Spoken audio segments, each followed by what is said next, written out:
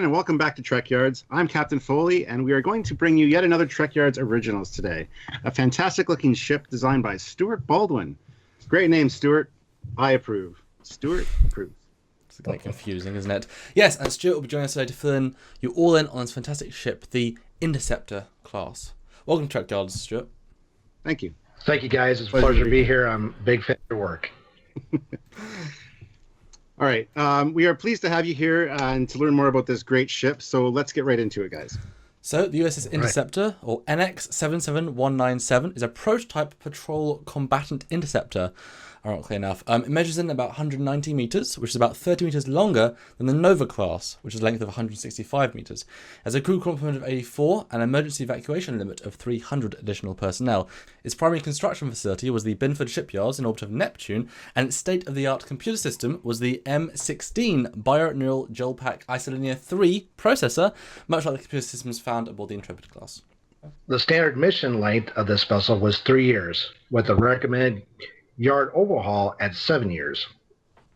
The roll propulsion was provided by two Lockheed Martin Y-24 advanced linear warp drive units, which gave the craft a cruising velocity of warp factor 6.5 and a maximum emergency velocity of warp 9.98 for 12 hours. The warp nacelles were mounted on pivoting struts, much like the Intrepid class, and had high-performance, high-output warp coils. These coils operated at 120% efficiency, and as a result, burned out very quickly. A unique feature of this design included two ejection ports on the underside of the secondary hull, one for the magnetic bottles and another for the main warp core reactor. Both of these were essentially plug-and-play units, and as a result could be retrieved or reinserted very quickly and easily should the need arise. Impulse engine units consisted of two Fig-4 subatomic energy impulse units and made the ship nearly as maneuverable as the Defiant class, despite not having as compact a space frame. The tactical systems of the ship included 11 Type 10 collimated phaser arrays with output equal to the Intrepid-class vessels, two Type 9 pulse phaser cannons, as well as one fore and one aft-mounted Mk-95 direct-fire torpedo launchers, with the forward one being a dedicated quantum torpedo launcher in most instances. The ship carried an impressive quantity of torpedoes for its size, about 25% more capacity than the Nova class.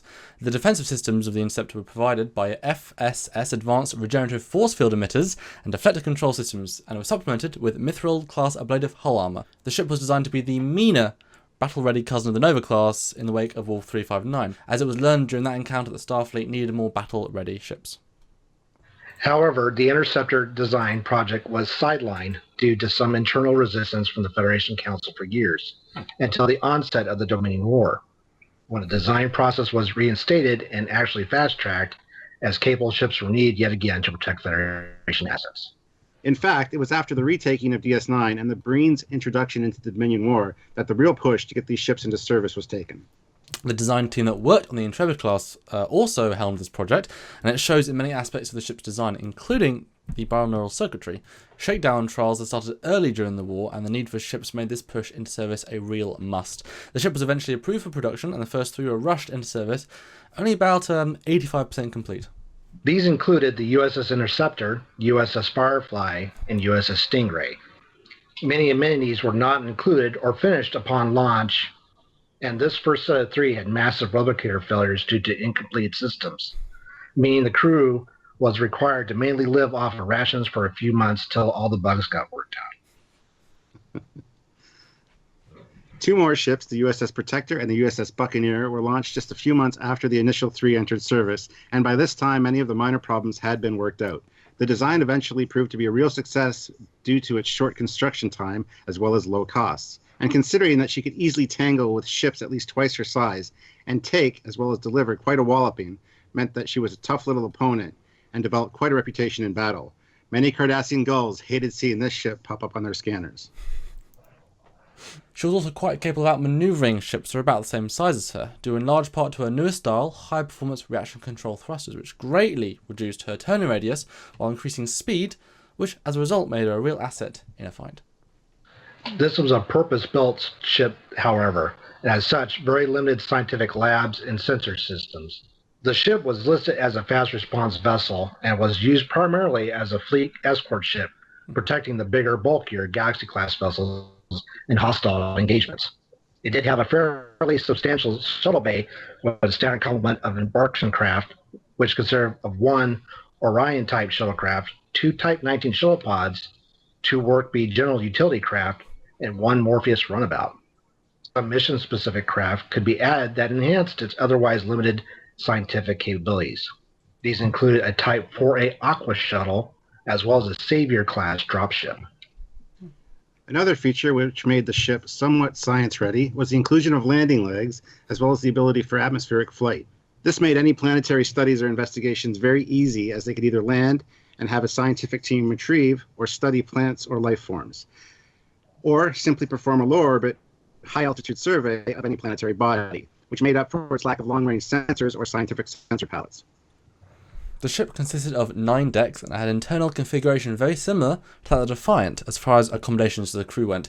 Corridors resembled those on board the Intrepid class vessels, and there were 2 small holosuites, a mess hall, and about 4 extra large quarters for any VIPs that might be on board. The bridge was also very compact and could have instrument controls configured on the fly to suit a number of multipurpose missions. It's an interesting blend of both the Intrepid and Sovereign bridge styles, both layout and colour-wise. There was a situation room at the rear of the bridge, just slightly bigger than what we saw with the NX-01, which consisted of doors on either side of the main system's display on the back wall. After the Dominion War, many of these vessels were assigned Federation Border Patrol and escort duties, while still others were assigned to task force and high-end fleet support. Being assigned to Sovereign and Prometheus class ships located at star bases, as well as internal Federation sectors, always ready to protect the Federation at a moment's notice.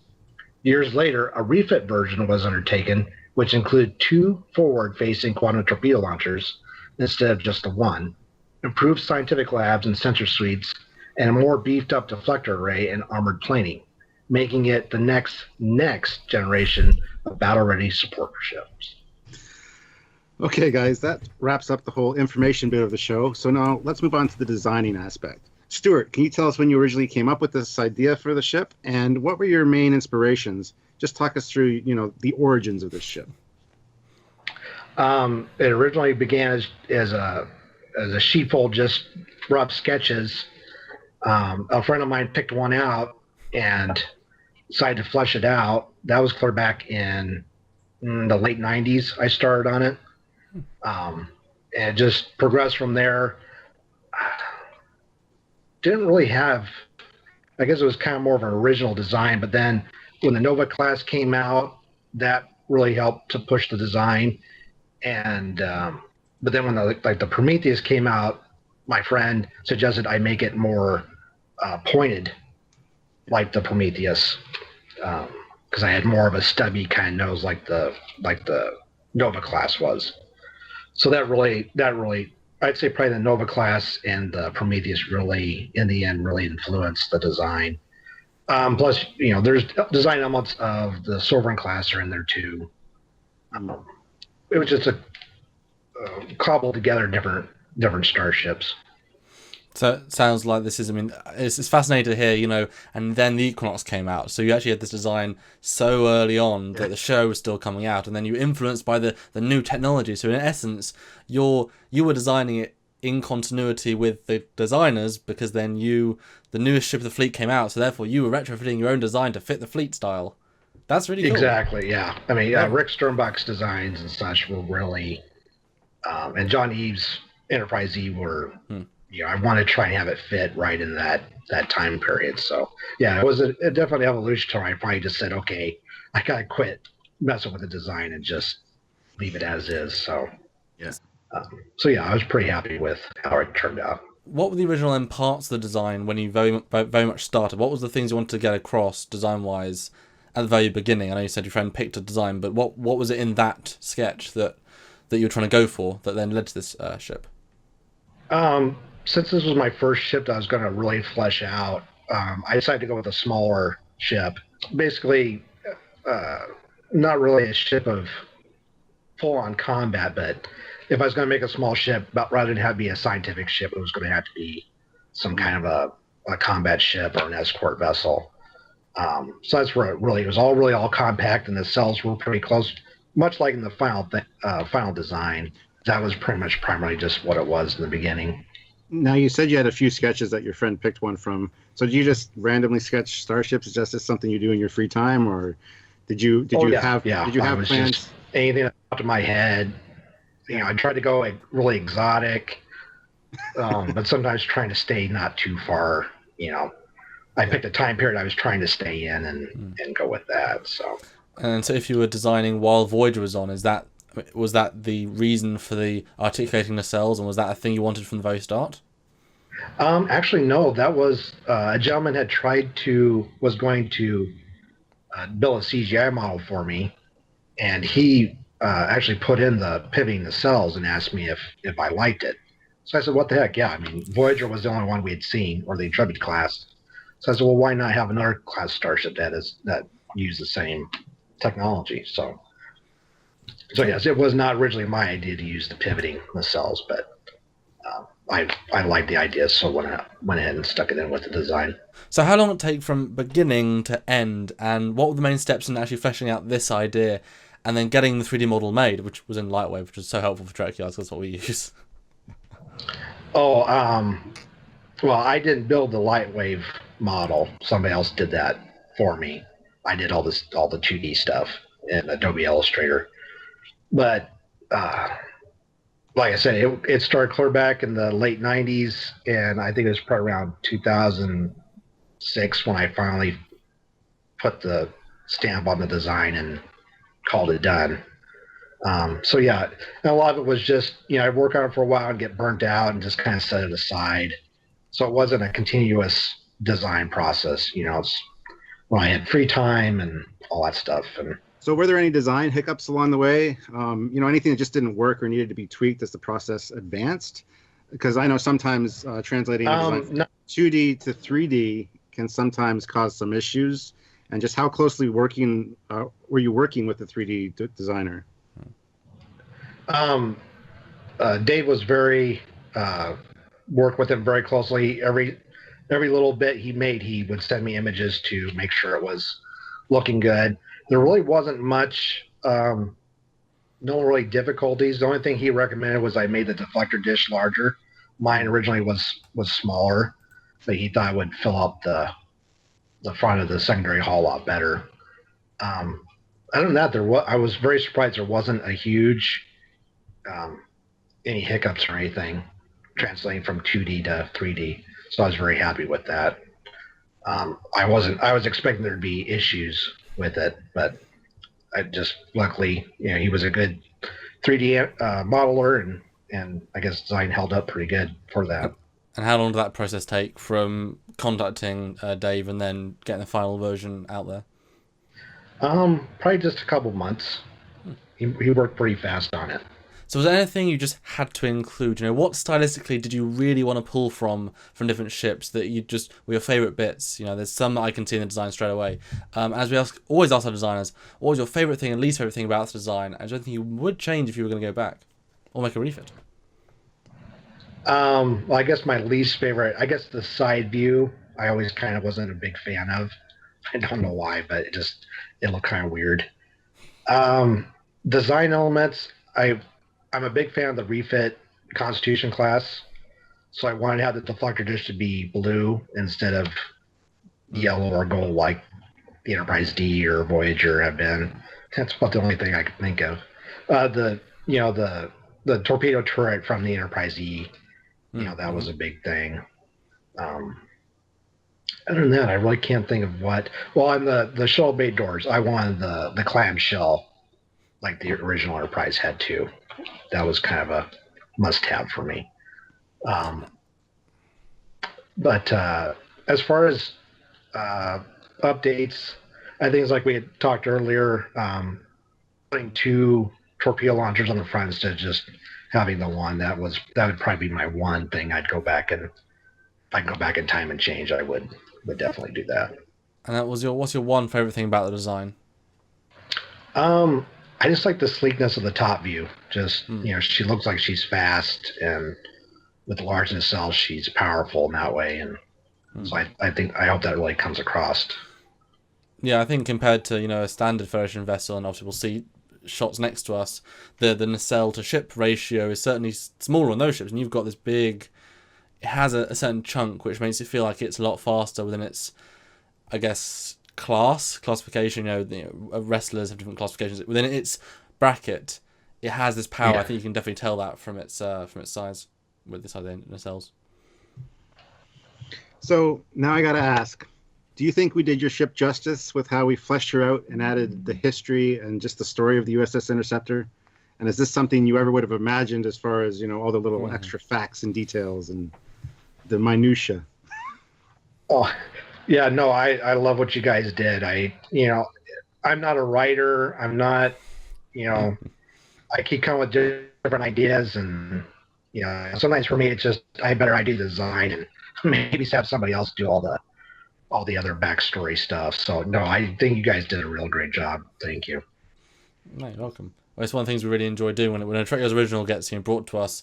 We love sitting down with designers like we did for I think over an hour, and just break it down, talk about pieces. Why this, and it's all your design, but let's try and flesh out just a bit more. And then we both had some ideas of backstory stuff. I can't remember which exactly we thought of each, Stuart, and then you obviously approved other Stuart, and then we had a lot of fun. I remember I was very like, so the internal space, what sort of bridge is it? What are the corridors like? Because they're questions, it was good questions. And I got to say, as a writer, I love sitting down and doing originals because we got our point form notes from our discussion. Mm-hmm. So now I get to, weave my magic instead of just doing research and kind of filling in, gaps. I can actually make it original and make it, I love it as a writer. It's kind of a refreshing change of pace from the research of a regular episode. So, and we do work very hard on how we think to put it into canon, to just fit it in, just make it make sense. And it, it goes straight to the next question though. But what was it actually like working with us? And would you recommend to anyone else in the big wide design world to approach us and commission us to a Trekyards original? Any design they might actually have. And does your ship now feel even more real with all this extra stuff we've done for it? Well, yeah, you guys have been great to work with, and anybody out there, if you got a design you want these guys to look at, I highly recommend you get a hold of them. Yes, it brought a whole nother dimension for the ship, and I think it's for me, I haven't gotten into design for a while, and it's really reinvigorated my love for the design and wanting to go even more into it, doing some more stuff for it. So that's awesome. That's nice. And then obviously we've shown you a couple of the stills pre-edit of seeing the ship. I don't know how much. Are you actually a 3D renderer as well? Did you make 3D work with the ship after the model was made, or was it just to have the model out of interest? Oh well, originally I was going to do a technical manual, and I wanted to have some actual images of the ship. So that's why I kind of wanted to have it, but unfortunately I had kids and just kind of got out. Oh. But other people have done some really great images with the ship, so a lot of people seem to like it. So if nothing else, that was a great thing to have out there. So. And now, just to finish off the story of the ship, all these renders we're going to do for it, you've seen a couple of them, give it this whole new dimension, to see the things we keep talking about realized. Must be pretty fun. Yes, yeah, the Sierra in action and moving and just from the imagination to actually seeing on screen, it's a mind-blowing thing. So that is Trekyards originals. I got to ask you, Samuel, how was it to work with this ship? I mean, you work with a lot of different models and stuff and come up with great ideas to animate them and do pictures for. How was it to work with this one and come up with some fantastic stuff? What was your favorite shot to make? This is not even in the script. I love it. Well, normally we don't actually get 3D models pre-done like really far in advance, so it's nice to have that. It's a really interesting ship. Like I say, a lot of designs are good and bad. Some are really nice to work with. The sleekness of the ship works really well. The only thing I would say that goes against it a little bit is that when you're working in 3 dimensions, because the nacelles are so flat, like the ship is very, very flat, that when you try and get a 3/4, it's difficult to capture the detail beyond the initial dome of the bridge. Like you sort of lose a bit. Obviously in motion it carries off fine, but in pictures it's kind of to get that sweet spot. But that's really it. And that warp, it's kind of a fun one to play with, because as soon as it goes past the it's kind of like a speeding train. How it feels warping. It's far. I mean, Voyage is lovely at warp, but this looks like a warp 9 ship, But yeah, it was good. It was a nice ship, and always fun to invent these shots that we've talked about, and you can see them next to us. And what was your favorite still to make? Because we've already talked about this a few times. It being landed, I mean, as soon as we mentioned landing, I thought, hey, I know where I can get the landing legs from Voyager. We have the model. I've done landing in, I think, episode 5 of the Bird of Prey, literally 2 years ago, and to redo it, but using radiosity and use all these little light settings, and not make it photoreal, that's not the point, but just to make it feel that's it landed, was a real fun. And that's always the challenge. I mean, we write these things. When we write the script and write the backstory, we don't think of it in terms of what I have to do later. We just think about what works for the ship. So it's like, God damn it, why are we doing this? But it works, and it adds something to it. So that was a lot of fun. And I just hope, Stuart, you enjoyed the final episode when obviously you haven't seen it yet, 'cause I'm not making it right now. And you can show it to people and say, this is the ship I designed. This is it in 2016. And that'll make us proud, certainly. Yeah, no, I'm excited. I have some friends who are really into Starship designs, and they like your shows, so I know they're going to be excited when they see this. So awesome. Well, Stuart, what did you think of the design? Because we don't. There's probably a follow up to this. So what do you actually think of the design, Stuart? Let's just throw you at that. I like it. It seems to me like an improved version of the Voyager. What's Intrepid design? That's it. Like a beefed up version of the Intrepid design, which I think. It needed bigger nacelles and things like that. I've always thought that over the years. So this kind of fills in that space for me. I know it's a smaller ship, but if you scaled it up a bit and, put Voyager on the hull, I'd be happy with it. I'd love it. I think it's awesome. I've seen this design for a while now. It's one of those ones that has obviously been around for a while, and it's certainly one of those, like, it's a very Rick Sternbach design, and I love Rick Sternbach's designs. It fits very naturally. Some of the detailing, I mean, it's an old model. That's the only thing I could say. I see it now in a different context. So the model needs a slight overhaul just to really refine it down. But design-wise, it's a really good design. I think it's actually could have happened if they had pushed one more, because the Prometheus is aggressive in a very throwing knife way. Yours isn't the same level of aggressive. It has those gentle aggressive curves that make it feel maneuverable as opposed to cutthroat. And it's subtle, but it's a different vibe, and I like that because it fits a different niche. Okay, guys, I think that's actually it for another Trekyards Originals. Hope you enjoyed the show. As I know, we had a great time making it for you all. We love this stuff, and fleshing out cool fan-created designs and making them seem real is a real treat for us here. So we hope you consider this a real ship in the Trekyards universe now. And I would like to take this opportunity to thank Stuart for not only designing this fantastic ship and for sharing it with us all, but for also joining us here today to tell us all about her. So thank you very much, Stuart. Thank you for having me, guys. It's been a pleasure. And as always, please like this video, subscribe to the channel, and continue to follow us every week for both canon and non-canon ship episodes. And remember, if you want your ship spotlighted in the same fashion as we did this one, please email us at trekyards@hotmail.com. And either the commander or myself will be happy to tell you just how to go about doing that. So until next time, I'm Captain Foley. I'm Commander Coggins. And I'm Stuart Baldwin. Warp speed ahead, everybody. See you later. Bye, guys. See ya.